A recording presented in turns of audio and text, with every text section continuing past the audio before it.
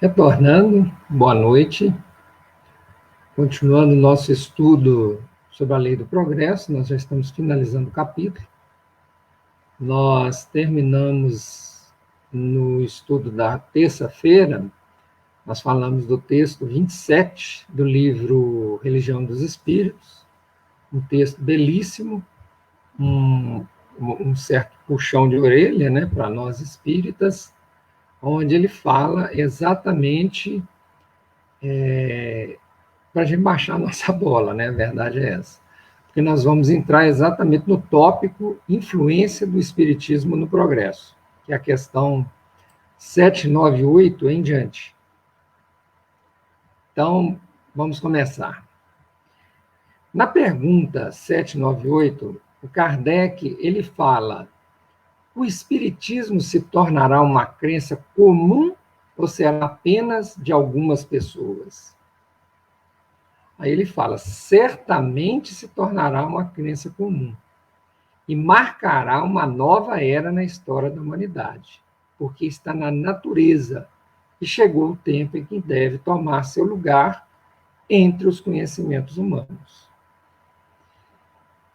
Ele aqui está fazendo uma referência forte à doutrina, né, o espiritismo, mas lembrando que, né, eles continuam a resposta, né, terá grandes lutas, principalmente lutas internas, né, mais contra os interesses que contra a convicção, porque é necessário ocultar que há pessoas interessadas em combatê-lo, umas por amor próprio, outras por razões meramente materiais.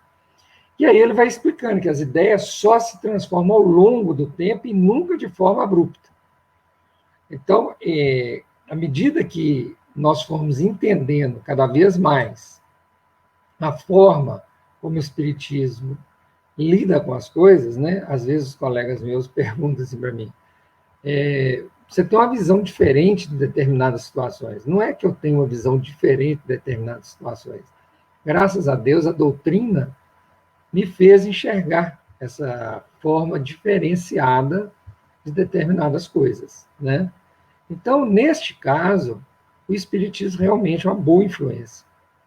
Mas isso não menospreza as outras doutrinas, né? Eu tenho amigos que são evangélicos, que eu conheci no Pará, principalmente, quando eu estava no norte do país, e eles continuam meus amigos do mesmo jeito, assim como eu tenho amigos que são católicos, minha mãe é católica fervorosa, sentamos para conversar durante muito tempo, e nenhum dos dois, muito pelo contrário, um respeita o outro, né?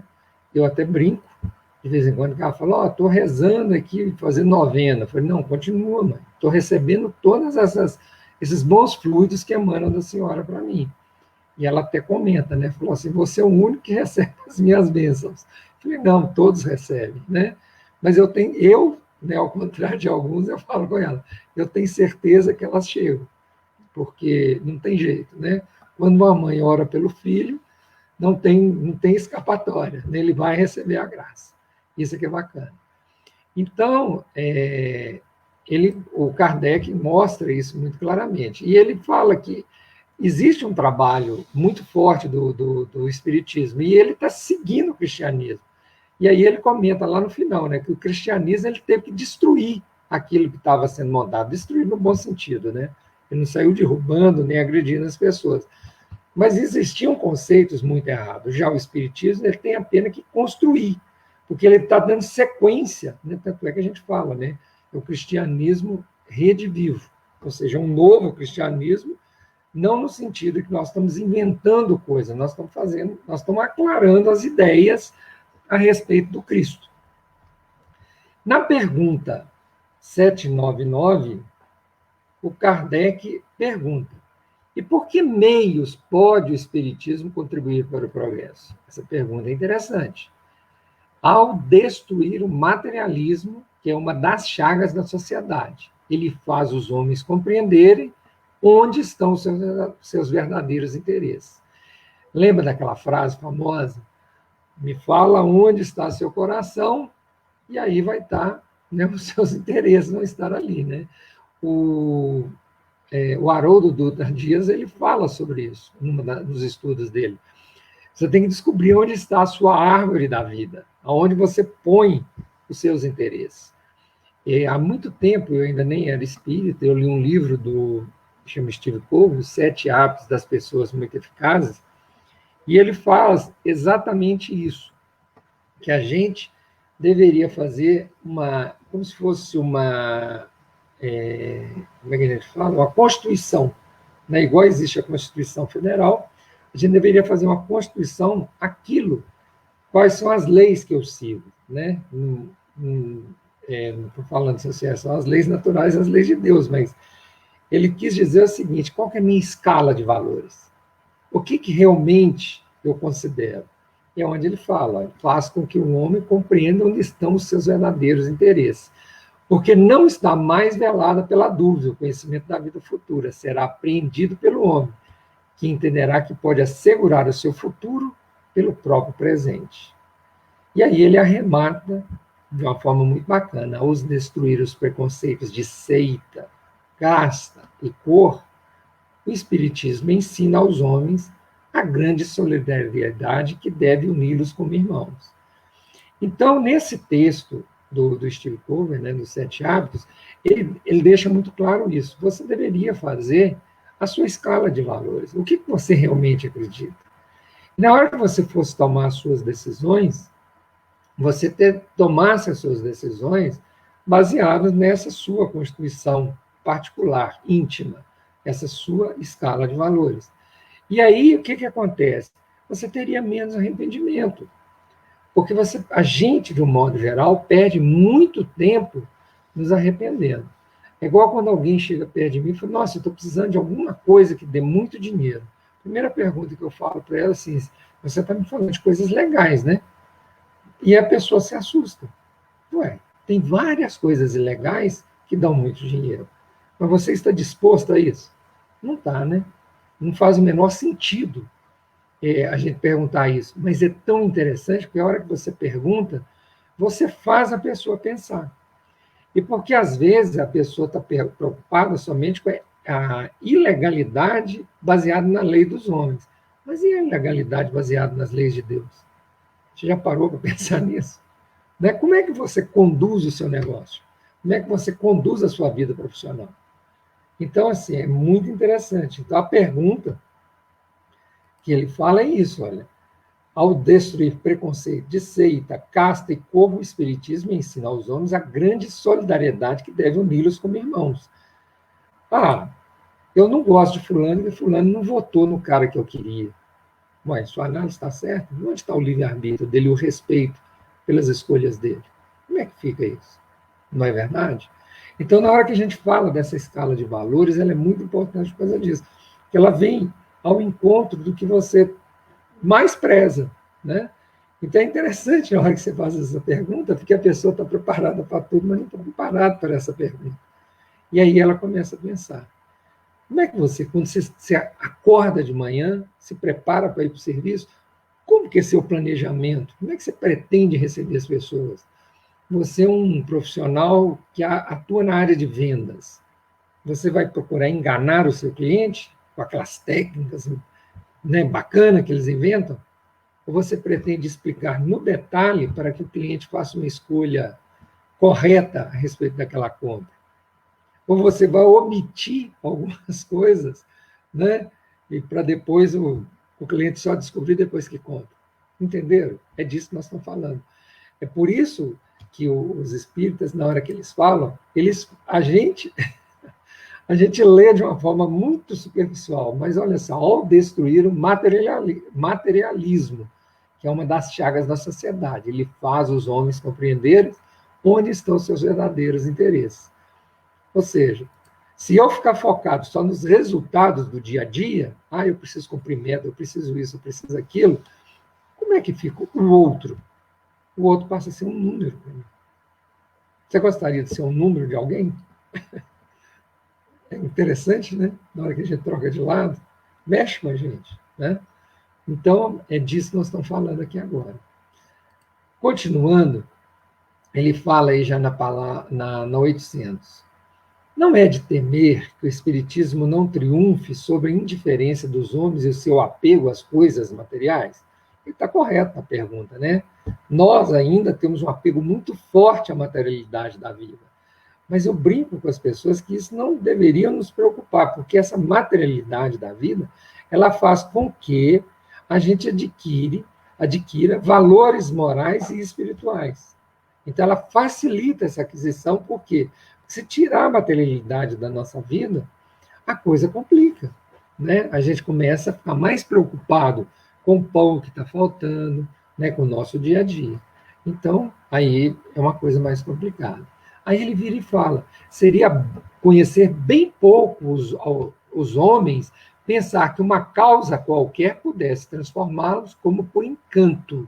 Ou seja, não vai ser o espiritismo que vai chegar como se fosse uma água mágica e fizesse tudo acontecer, né? E ele vai falando que as modificações, as ideias, elas vão modificando gradualmente. E são necessárias gerações para apagar completamente os traços de velhos hábitos. Nós não somos assim, desse jeito. Nós não adquirimos hábitos, a gente não fala que os nossos hábitos, nós podemos, ele pode ser nosso melhor norte, né, nosso farol, ou nosso pior inimigo. E aí ele fala que a transformação pode, portanto, operar-se apenas ao longo do tempo, gradativamente. A cada geração, uma parte do véu se dissipa. Aí ele fala que o Espiritismo vem rasgá-los de uma só vez. O efeito de corrigir-lhe apenas um só de seus efeitos já produz um grande bem, porque esse primeiro passo lhe tornaria os outros muito mais fáceis.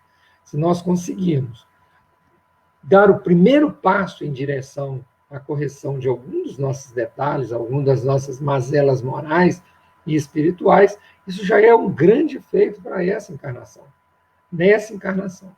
Então, continuando aqui, nós chegamos na 801. Por que os espíritos não ensinaram desde todos os tempos que hoje ensinam? A resposta dele é óbvia, né? Não se ensina às crianças o que se ensina aos adultos, e não se dá ao recém-nascido um alimento que ele não possa digerir. Cada coisa a seu tempo. Eles ensinaram muitas coisas, mas nós não compreendemos, ou então nós adulteramos.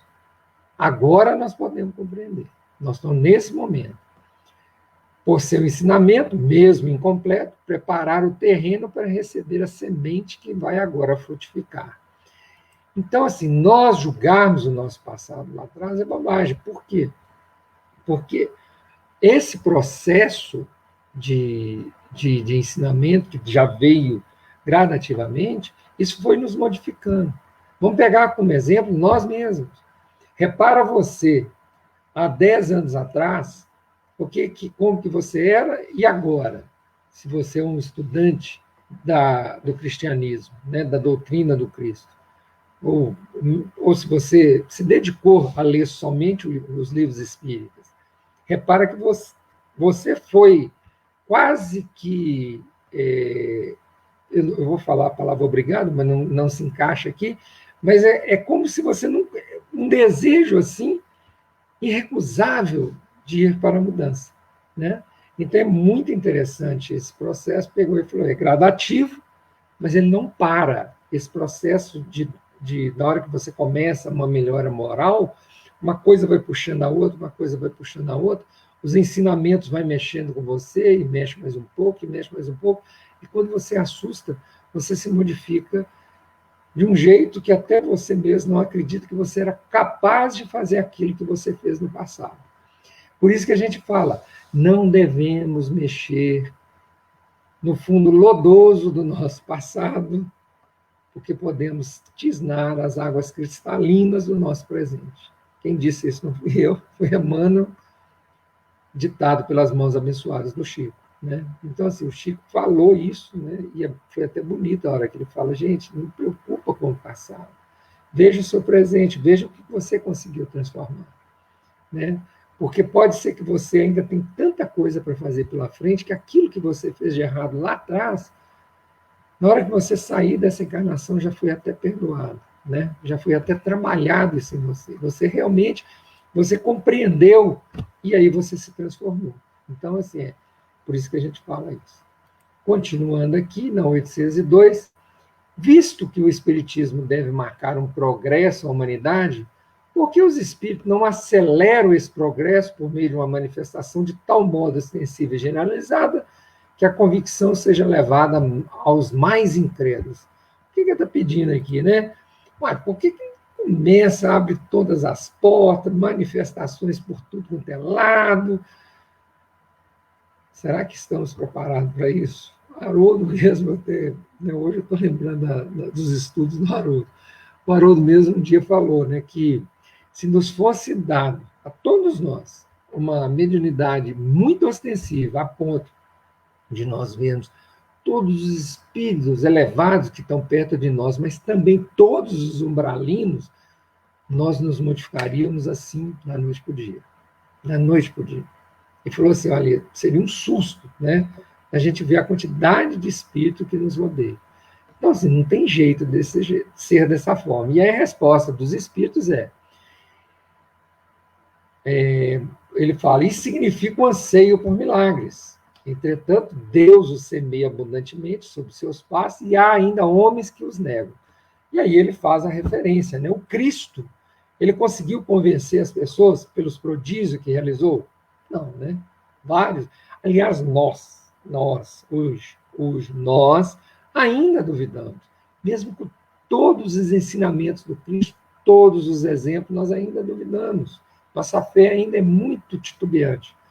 E aí ele fala, olha, os homens negaram os fatos mais patentes que se passaram sob seus olhos. Não acontece isso o tempo todo. E aí ele fala, não é por intermédio de prodígios que Deus conduzirá os homens. Em sua bondade, ele quer deixar-lhes o mérito de se convencerem pela razão.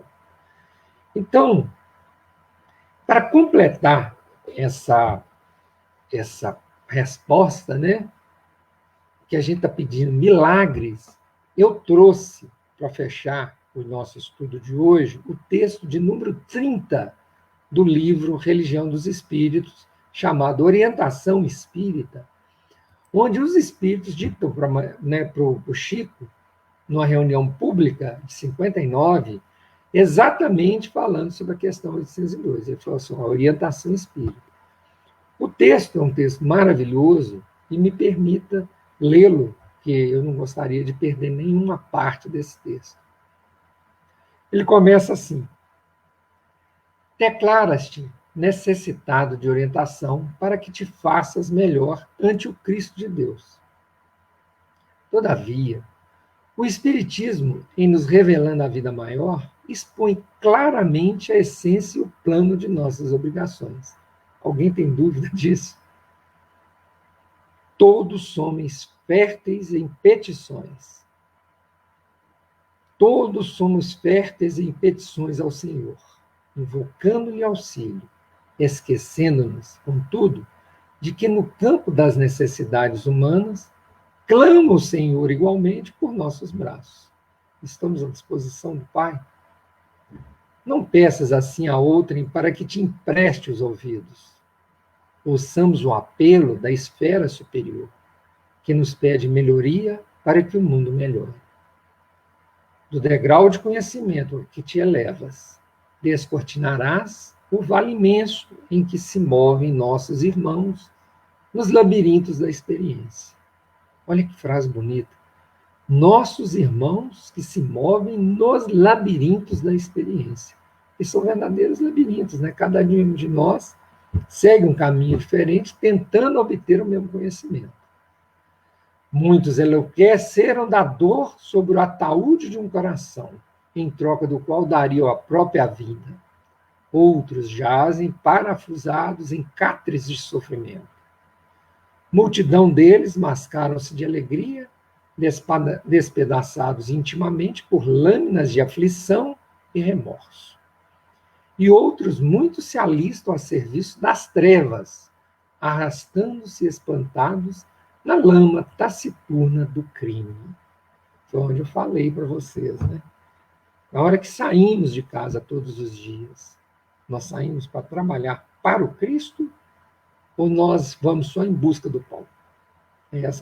Nós temos que responder essa pergunta todo santo dia, para nos lembrarmos qual é o objetivo do nosso trabalho. Contempla as estradas que se intercruzam na sombra. Há quem agoniza no desespero, quem se afoga no vício, quem cambaleia de angústia, quem se requeima sem perceber no fogo da ambição desmedida, quem transfigura a oração em blasfêmia e quem mitiga a sede nas próprias lágrimas. Desce do pedestal em que te levantas e estende-lhes as mãos amigas. Quem sabe? É possível que semelhantes companheiros de luta estejam contigo entre as paredes da própria casa, envolvidos no nevoeiro da ilusão e da ignorância. Rogam-te socorro na cartilha do exemplo, para que te libertem do desajuste a que se escravizam. Não te queixes, nem te revoltes. Não censures, nem firas. Ampara-os a todos, como e quando puderes. Não importa pertença a outros lares, outros credos, outras raças, outras bandeiras. A caridade, filha de Deus, não tem ponto de vista. Recorda que o Senhor, cada dia, te situa a presença no lugar certo. Vou repetir essa frase. Recorda que o Senhor, cada dia, te situa a presença no lugar certo, onde possa servir mais e melhor no momento justo. Desse modo, não solicites ao irmão do caminho te trace roteiro às atividades, porque o próximo está vinculado a problemas que desconheces.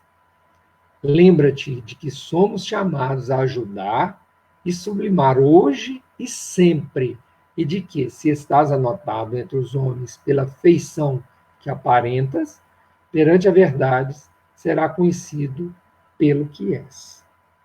Empenha-te, pois, em merecer a aprovação da tua consciência pelo bem que pratiques e pela justiça que faças, pela paz que entesoures e pela tarefa que realizes. Porquanto, se te devotas ao serviço da perfeição em ti mesmo, perseverarás no que tange ao aprimoramento dos outros, que, seja onde for e com quem for, a bondade de Deus fará sempre o resto. Então, esse texto, ele deixa de uma forma cristalina para todos nós que tudo que nós estudamos, tudo, sem exceção dentro da doutrina, é para aplicarmos no dia a dia. Esse texto deixa claro que todo dia Deus conta com os nossos braços. Por isso que os espíritos nos ditaram as leis morais, para facilitar em nós a compreensão, para que deixe claro dentro da nossa consciência qual é o nosso dever, assim, quando a gente abre os olhos e tem a graça de ter mais um dia sobre a bênção do Pai. Oramos logo pela manhã, agradecendo aquele dia, e avisamos para o Pai: Pai, seja feita a sua vontade acima dos meus desejos. É a frase do Cristo. Essa frase nós temos que repeti-la todo santo dia. Todo santo dia, na hora que eu saio para trabalhar, eu tenho que lembrar que o outro é manifestação de Deus em minha vida. Então, não tem progresso, principalmente progresso espiritual e progresso moral, sem que eu faça exatamente o meia-culpa, todo santo dia. Na hora que aparece aquela pior situação, eu tenho que lembrar como que eu gostaria que o outro me tratasse nessa hora. E aí, imbuído de misericórdia, imbuído de amor, eu manifesto um momento de aprendizado, primeiro para mim e depois para o outro. Se eu não conseguir, naquele momento, onde eu sou desafiado a fazer uso de todos os meus conhecimentos, se eu não conseguir aproveitar aquele momento, de que me valeu os estudos espíritas? Entende? É disso que nós estamos falando. Quando a gente fala de progresso, dá uma sensação que nós estamos falando de progresso material. Ele é consequência. Ele é consequência. Ele não é o objetivo. Não é o progresso material que é o objetivo. Ele é consequência. Vou repetir, a materialidade da vida acontece para facilitar que cada um de nós adquira valores morais e espirituais. Se nós focarmos na materialidade, é muito comum ver espírito virar e falar assim: não, mas o espiritismo não condena a posse. O espiritismo não condena nada. O espiritismo não condena nada. Então não se deixe enganar. Não use do fato do espiritismo não condenar nada para você poder justificar tudo. Pelo contrário, o espiritismo, assim, se ele for condenar alguma coisa, é você não fazer o bom uso do seu livre-arbítrio. É disso que entristece os espíritas. Porque eles falam, gente, o espírito tem dentro de si a bússola que o leva ao caminho da luz em direção ao Pai. Por que ele desvia? Como que ele consegue esse feito? É tão claro. Mas a gente, quando desencarna, a Cris, no estudo que ela fez hoje, ela deixa isso muito claro. Nós, quando desencarnamos, nós ficamos confusos. E por que ficamos confusos? Porque o Oswald, com todos os seus preconceitos, com todas as suas crenças, com todas as suas verdades, na hora que ele desencarna, ele chega do lado de lá, como? Exatamente do mesmo jeito. E aí isso tudo irá nos atrapalhar. Isso fará com que nós fiquemos cada vez mais confusos. Então, quando pensarmos na lei do progresso, né, vamos lembrar disso. Agora, imagina a sua responsabilidade quando você impede o progresso de alguém. E não estou falando só assim, impedir uma pessoa de estudar. Impedir uma pessoa de progredir dentro da empresa porque você é uma pessoa extremamente vaidosa e essa pessoa, se você deixar ela progredir, ela vai virar sua chefe. Não estou falando disso, não. Isso aí é mesquinharia de sua parte, né, da nossa parte. Mas eu brinco, né, eu conversava muito com um colega meu, que eu sou doido para encontrar Bill Gates, igual o sócio do Bill Gates encontrou o Bill Gates. E o Bill Gates cresceu, né, virou dono daquele conglomerado e junto arrastou o sócio. Isso é muito importante. Você não se importar com essa materialidade. E lembrar quando você acorda de manhã, o que eu aprendi no dia de ontem, que eu vou aplicar de novo no dia de hoje, para que se consolide em mim o conceito. E principalmente, como diz Santo Agostinho, né? E do dia de ontem, o que me envergonho, que da agora para frente não irei mais repetir. E ao fazer esse exercício de forma contínua e repetitiva, aí sim haverá o progresso. Aí sim haverá a lei do progresso em minha vida. Agora, se eu ficar preocupado com o progresso só material, gente, eu vou estar trabalhando não na seara do Pai, não com o Cristo. Eu vou estar trabalhando com o Mamon. E Mamon, ele é muito exigente. Ele exige demais de mim. Ele exige que eu faça vários sacrifícios em seu altar. Então, se você quer um jugo leve, vá para a seara. Acorda de manhã falando assim, gente, eu nem sei se irei terminar esse dia. Lembra daquele repórter, que eu esqueço o nome dele toda vez que eu quero lembrar, mas lembra daquele repórter que, a hora que despediu dos amigos, falou assim, eu vou ali almoçar e volto. E o helicóptero caiu. Lá lá em São Paulo.